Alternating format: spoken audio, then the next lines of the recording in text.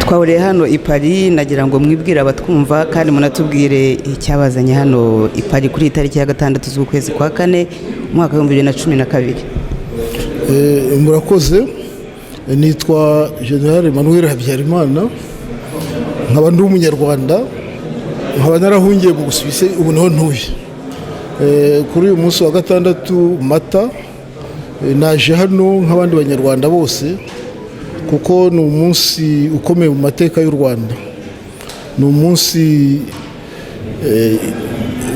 wabaye watangije igice cya kabiri cy'intambara yayogoshe u Rwanda. Intambara yaratangiye mu mwaka w'1990 ku itariki ya mbere y'ukwezi kwa 10. Ndabivugira yuko kuri tariki ya 6 nibwo wari perezida wa Repubulika General Major Habyarimana Juvenal yaravuye mu biganiro by'amahoro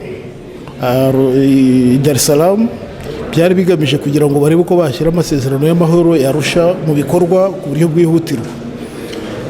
Agarutse ndetse ari hamwe na mugenzi we perezida w'u Burundi n'abandi bayobozi bakuru, ari ab'inzego z'ubutegetsi, ari ab'inzego za gisirikare, bose indege barimo nibwo yahanuwe bapfira rimwe, igihugu leta y'u Rwanda ibiciwe umutwe. Ibyo rero byatangije amagorwa, amarorerwa yabereye mu Rwanda abantu bose bazi. Nicyo gituma rero uyu munsi mu mateka y'u Rwanda ari umunsi ukomeye, twagomba kuza hano kugira ngo turebe ukuntu wakwibutswa kandi bigasobanuka ko ari umunsi ugomba guhora uvugwa mu mateka y'u Rwanda. Ubwo tuzi yuko mwabaye umusirikare mu ngabo zari iz'u Rwanda mu gihe hategekaga perezida Habyarimana Juvenal, ariko nyuma mwaje gukomeza mu gisirikare cy'u Rwanda kiyobowe u Rwanda ruyobowe na Paul Kagame.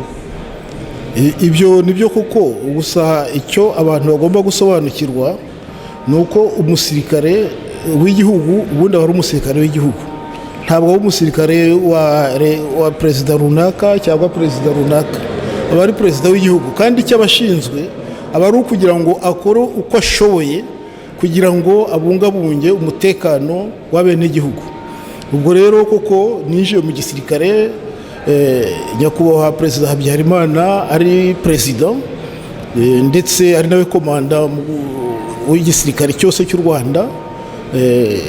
Tubyishimiye ko yatubereye ndetse n'urugero rwiza. Nk'uko nabivugaga, baza kumwica ku itariki ya 6. Inyuma yaho turavuga tuti nk'abasirikare reka turebe ukuntu twafatanya n'abandi banyarwanda kugira ngo wenda turebe ukuntu amasezerano y'amahoro yarusha yashyirwa mu bikorwa, kuko n'abari baje icyo gihe ndetse n'abanyamahanga bari babashyigikiye na Nations Unies niko babivugaga. Ubwo rero byatumye tuguma mu gihugu kugira ngo turebe uko twareba ukuntu ayo masezerano nubwo amarorerwa yari amaze kuba bwose yashyirwa mu bikorwa, noneho tukarengera abanyarwanda nk'uko twakomeje kubyemeza.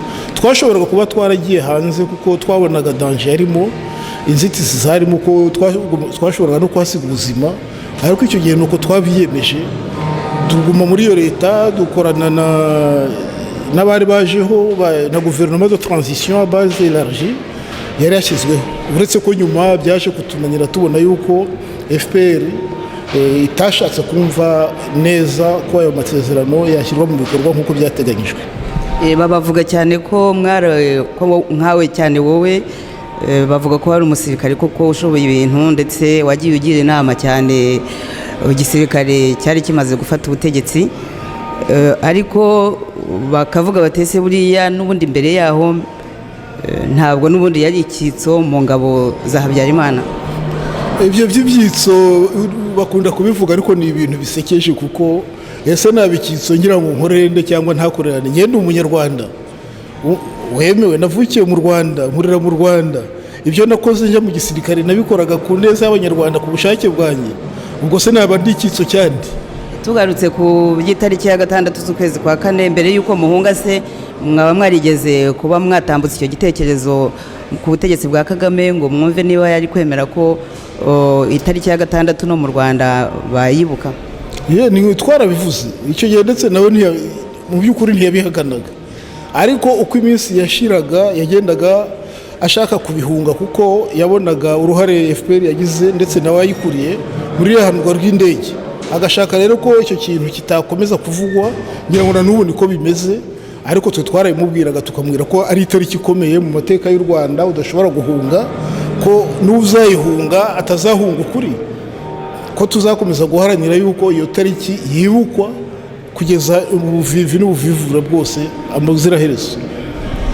tugize imana yo kuba tubabonye, kuko hari n'ubundi bwicanyi bwabaye mu Rwanda, abantu bakeka wenda ko hari icyo mwabubonyeho, bajya bavuga nk'abantu benshi ngo baguye muri za Gisenyi, muri ahitwa Nyakimana, bavuga intambara yabaye ngo bitwaga abacengeza, yahitanye abantu benshi, abantu bapfuye mu nkambi z'Igoma, ariko bavuga ko icyo gihe wari mu ngabo za FPR nyine ziyobora u Rwanda muri iki gihe.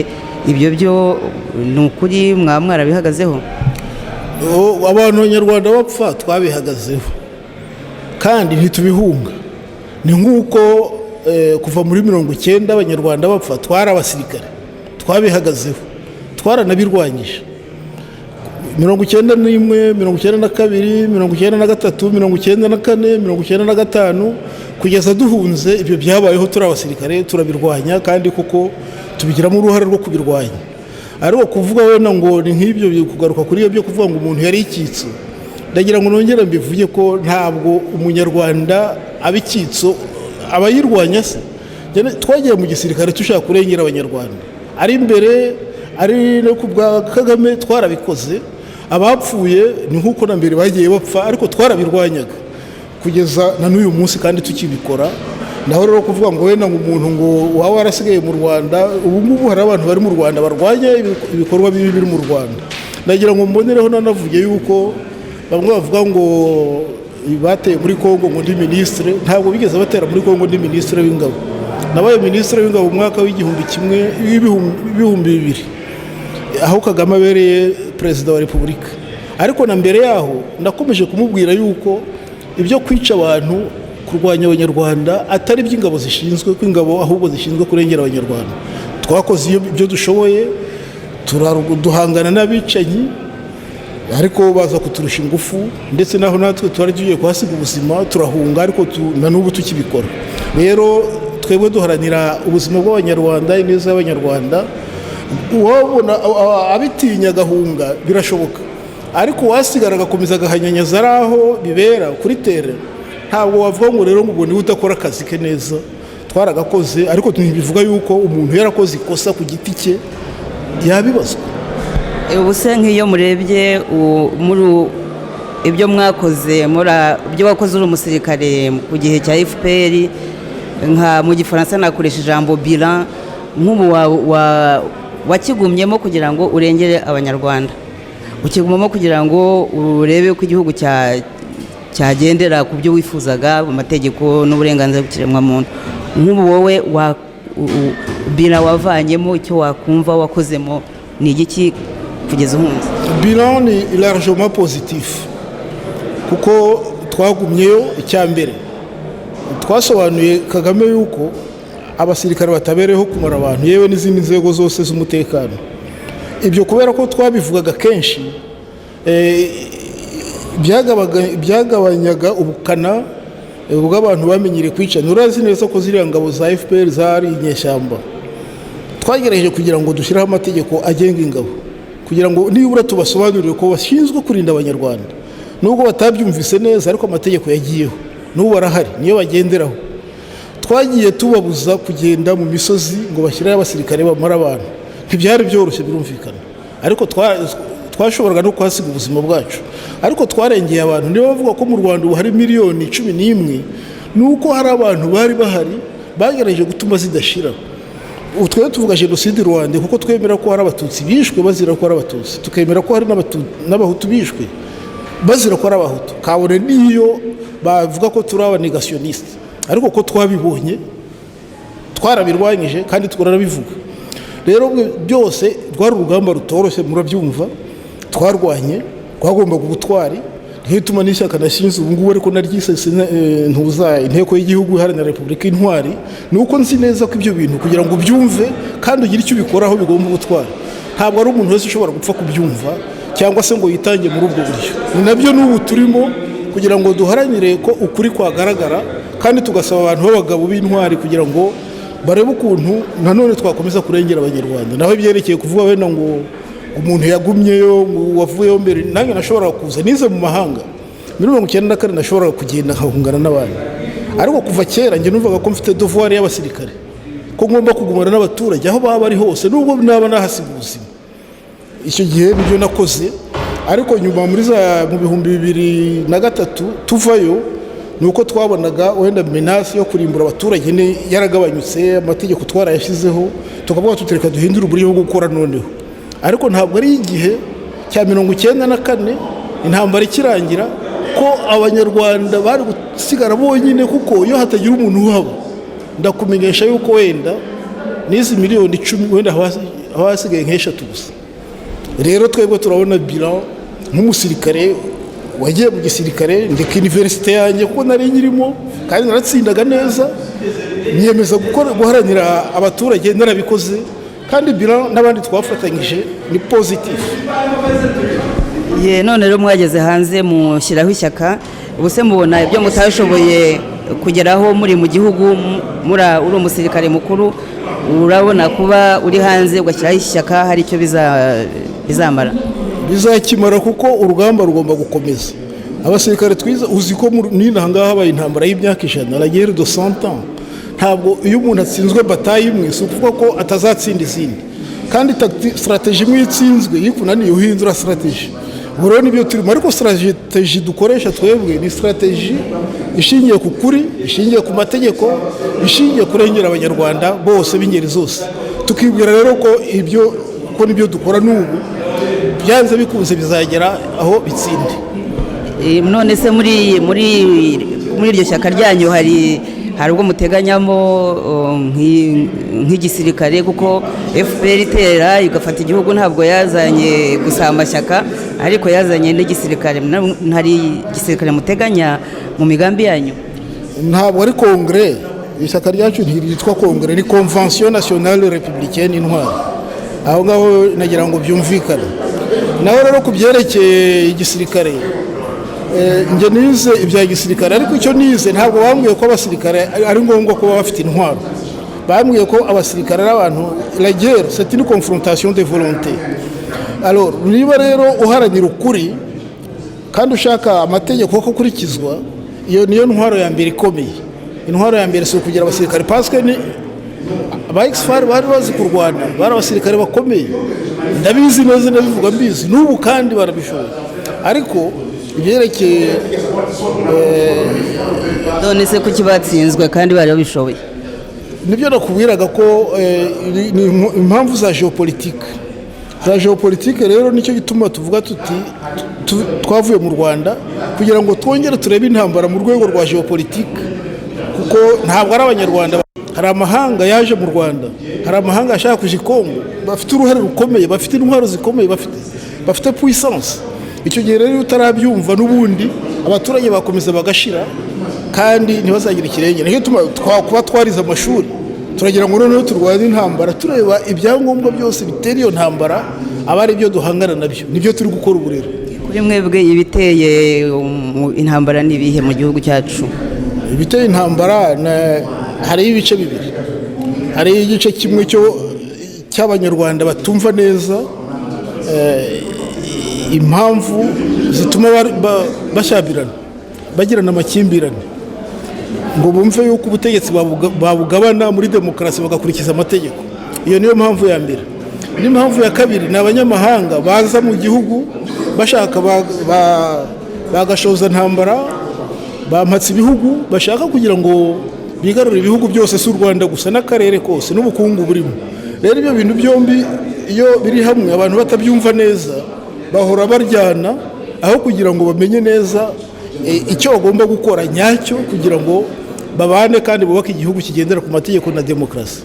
Kugira ngo noneho abanyarwanda bazabane neza bubake igihugu kigendera kuri demokarasi, nkamwe inzira mubona yaba ari? inzira ya mbere ni ukugira ngo abanyarwanda bumve neza icyo bita menasi, ikintu kibabangamiye, bamenye yuko menasi ya mbere ari amakimbirane, ari uko bose batemera, batumva neza demokarasi icyo ari cyo na repubulika. Nabyo n'iri shyaka ryanjye rishingiyeho. Repubulika ni ukuvuga ko nta muntu uvuka aruta undi, abantu bavuka bangana, bafite uburenganzira bungana, bifo ko umunyarwanda byumva, ntawe uvukana imbuto. Ubu ushaka kuvuga abahutu, abatutsi, abatwa bavuka bangana, ari abahutu, ari abatutsi, ari abatwa, bakamenya ko ubwoko ari ubukire bw'igihugu, ntabwo ubwoko ari amakimbirane. Hari abatinya no kubuvuga, ariko ubwoko ni ubukire bw'igihugu. Abantu kuba badahuje ubwoko, kuba badahuje uturere, kuba badahuje ibitekerezo, iyo babishyize hamwe bibyara ingufu, ntabwo bibyara kwicana. Icyo nicyo cya mbere bagomba kumva. Ikindi cya kabiri, bakamenya ikintu cyose gitanga ubutegetsi ari demokarasi, bakabyumva. Ikindi bakamenya ko noneho na menasi ziva hanze bakazumva neza uko zimeze. Umuntu ntabone umunyamahanga aje akamubwira ati ndakwihera amafaranga ukora ibi tugukoreshe wice bagenzi bawe, nkuko na FPR yaje mbere. Ya FPR yagomba kuvuga iti ariko mwampa amafaranga mwagira mute, ndi umunyarwanda, turi abanyarwanda kandi turashaka kurengera abanyarwanda, turashaka demokarasi. Aho mwe kutubwira ngo tujye kwicana, ahubwo mutubwire ko muze mukadufasha tugakora amatora yo nka kuriya amasezerano ya Rushari yabaye, bakavuga ati mudufasha ahubwo tuyashyire mu bikorwa. Ariko bo babafashije gukora biriya bikorwa twibuka uyu munsi byo ku ya gatandatu, bishakira iki kugira ngo abo bantu bazabere ikiraro kijya muri Kongo. Ibyo rero abanyarwanda tugomba kubyumva, nibyo turimo kurwanya nabyo muri iki gihe. None se nk'ubu mu Rwanda uko amateka y'u Rwanda, abahutu barategetse bakurwaho n'abatutsi, abatutsi barinjiye, abahutu barasohotse. Ubusa nanone ni ukuzongera, ni uguhora muri ibyo sohoka ninjire, umuti byagenda. Ibyo bigomba guhagarara, kuko umunyarwanda wese, nawe urabyivugira, umunyarwanda wese azi ko byari bibi ntacyo bimaze. Ikigomba kubaho ubu ngubu ni uko abanyarwanda bumva ko bose bangana, bakundana, bafatanyije amateka, bakamenya ko ubutegetsi butangwa n'abaturage binyuze mu matora asesuye, bakamenya ko umuntu wese agengwa n'amategeko, ari mu buzima bwe butagomba guhungabanywa n'ibindi byose. Ni ibyo ngibyo byonyine bizatuma biriya bintu bya gatebe gatoki birangira, kandi turizera ko bizabaho nidusobanura bihagije. Hariho abajya bavuga n'ibijyanye n'imishyikirano, sinzi niba hari igitekerezo mubifiteho, imishyikirano hagati y'abanyarwanda. Ntabwo tuwabyita imishyikirano, kuko gushyikirana wenda mu Kinyarwanda sinzi icyo bivuga neza. Twebwe turavuga ko nicyo bituma nk'ishyaka ryacu ryitwa convention. Convention ni ukuvuga ko abanyarwanda bahura, noneho bakagira platform, bakavuga ati twiyemeje kuva uyu munsi kugira charte ko umuntu wese angana n'undi, ko mu butegetsi butangwa n'amatora, bakabivuganaho, bakabyemeranya, iyo convention bakayisinya igakurikizwa. Reka turangirize noneho tubwire uyu munsi mwaje hano i Paris, uko ubona wagenze, icyo ukuyemo n'ijambo wageza ku banyarwanda bashobora kumva ibi twavuganye. Uyu munsi w'i Paris ngewe wanshimishije, kubera yuko watumye nibura abanyarwanda bagerageza binyereka ko abanyarwanda batangiye kubona neza amateka yabo, batangiye kumva neza ibituma haba amakimbirane nuko byagenze. Iyo bamaze kumva ibyo, ni ukuvuga ko babona uburyo bworoshye bwo kubikemura. Icyo nageza ku banyarwanda ni uko bakomeza bakamenya neza, bakiga neza ibintu bitera amakimbirane hagati y'abanyarwanda, bashingiye ku mateka yabaye, batayashatse kuyabindikiranya, ahubwo bakayareba, noneho bagavanamo inyigisho, kugira ngo noneho ejo bazakora igihugu nk'uko nabivugaga, cy'abanyarwanda bose bangana, bakurikiza amategeko kandi n'ubutegetsi bushingiye kuri demokarasi.